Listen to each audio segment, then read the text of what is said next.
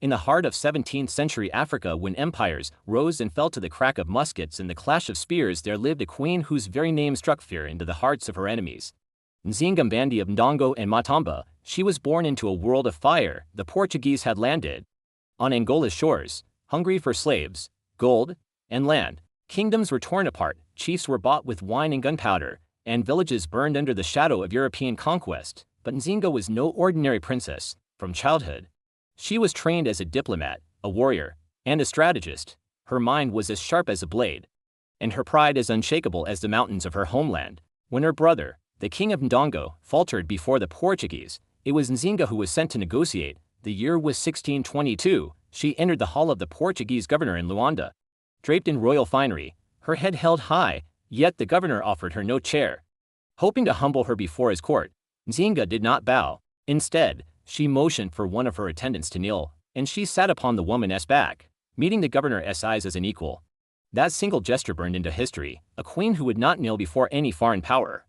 But words alone could not save her people. When the Portuguese broke their promises and seized more land, Nzinga chose war. She raised armies of warriors, men and women alike, trained them in guerrilla tactics, and struck with the cunning of a lioness. She forged alliances with neighboring kingdoms and even with runaway slaves. Building a coalition that turned the forest into a fortress, Nzinga did not fight only with the sword. She fought with her mind. She outmaneuvered Portuguese generals, tricked their allies into betrayal, and even adopted Christianity when it suited her strategy, taking the name Dona Ana de Souza to the Portuguese. She was both a queen and a ghost, appearing where least expected. Always a step ahead, for over 30 years, she resisted. When her warriors were captured, she ransomed them with cunning. When her people starved, she raided Portuguese supply lines, and when they thought she was defeated, she returned stronger than before. Nzinga Mbande was more than a warrior, she was a symbol. A living defiance against colonial chains. To her people, she was mother and protector. To her enemies, she was the Black Queen who refused to die. When she finally passed in 1663, she was in her 80s, still ruling, still embowed. The Portuguese celebrated her death, for only in death could they claim peace.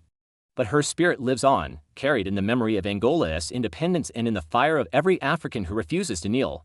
Nzinga Mbande, the queen who sat upon the backs of empires and dared to say, "I will not bow."